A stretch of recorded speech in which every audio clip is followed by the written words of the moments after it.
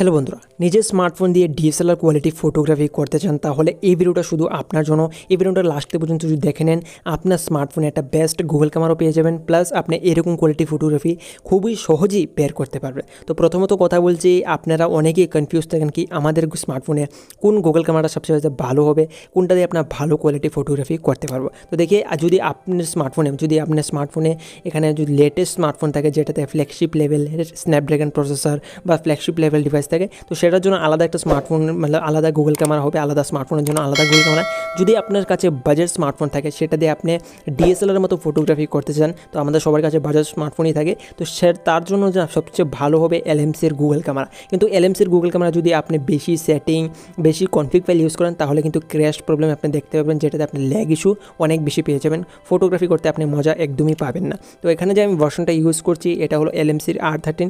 যদি আপনার ডিভাইসে সাপোর্ট না করে, কোনো ডিভাইসে দেখা যায় যে সেখানে ব্ল্যাক স্ক্রিন বা ক্র্যাশ প্রবলেম আসছে, তো তার জন্য আমি শীঘ্রই একটা ভিডিও নিয়ে আসছি। তো সেই ভিডিওটা দেখে আপনি একটা ভালো গুগল ক্যামেরা আপনার স্মার্টফোনে ডাউনলোড করতে পারবেন, যেখানে আপনার স্মার্টফোনে ব্ল্যাক স্ক্রিন বা ক্র্যাশ প্রবলেম হবে সেখানেও আপনি একটা গুগল ক্যামেরা ইউজ করতে পারবেন। কিন্তু এই গুগল ক্যামেরাটা সাপোর্ট সবাই ডিভাইসই করবে, কিন্তু হ্যাঁ ক্যামেরা টাইপে চাই ডিভাইসে অবশ্যই। এবং এই গুগল ক্যামেরাটা কিন্তু এলএমসির R13, আমি প্রথমেই বলে দিচ্ছি। যদি এটা সাপোর্ট না করে এলএমসির আরেকটা ভার্সন আছে এলএমসি R9, সেই ভার্সনটাকে আপনি ইউজ করবেন। তো এই দুটো ভার্সন আপনি কীভাবে ডাউনলোড করবেন আপনার স্মার্টফোনে, এটা হলো বড় কথা। তো দেখে ডাউনলোড করার জন্য আপনি কী করতে হবে, আমি ডিসক্রিপশনে একটা ডাউনলোড ভিডিও লিঙ্ক দিয়ে দিয়েছি, গিয়ে চেক আউট করেন। ও দুটো ভিডিও দেখে আপনি এই ভার্সনটি ডাউনলোড করতে পারবেন। কিন্তু হ্যাঁ যখনই আপনি এই ভার্সনটাকে ইউজ করবেন, প্রথমে মনে রাখবেন যে যখন আপনি ফটোগ্রাফি করবেন, এটা তো আমি ক্লোজ ফটোগ্রাফি করছি, আপনি যদি একটু দূরে ফটোগ্রাফি করেন সেখানে আমার মতন একটু জুম করে নেবেন, 2x পর্যন্ত একটু জুম করে নেবেন, তাতে আপনি ব্লার একটু বেশি পেয়ে যাবেন এবং কোয়ালিটি ফটোগ্রাফির সহকারে ব্লারটার ইফেক্ট এবং ডিএসএলআর মতন লাগবে। এখানে কিন্তু 4K 30 fps ভিডিওগ্রাফি করতে পারেন, কিন্তু ভিডিওগ্রাফিতে আপনি অনেক বেশি স্টেবিলিটি পেয়ে যাবেন।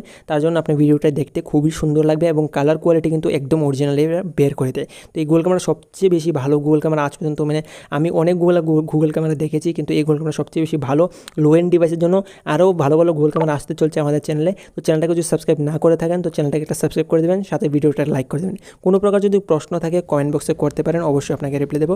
তো দেখা হবে আরেকটা ভিডিওতে, ততক্ষণের জন্য ভাই সবাই ভালো থাকবেন। দেখা হবে আরেকটা ভিডিও কোয়ালিটির আউটপুট আপনার সামনে রয়েছে, আপনি একটু চেক আউট অ্যাপে করতে পারেন, ঠিক আছে? তো আরও গুগল ক্যামেরা রিলেটেড ভিডিও রয়েছে চ্যানেলে, আপনারা ওটা গিয়েও দেখতে পারেন। So thanks for watching.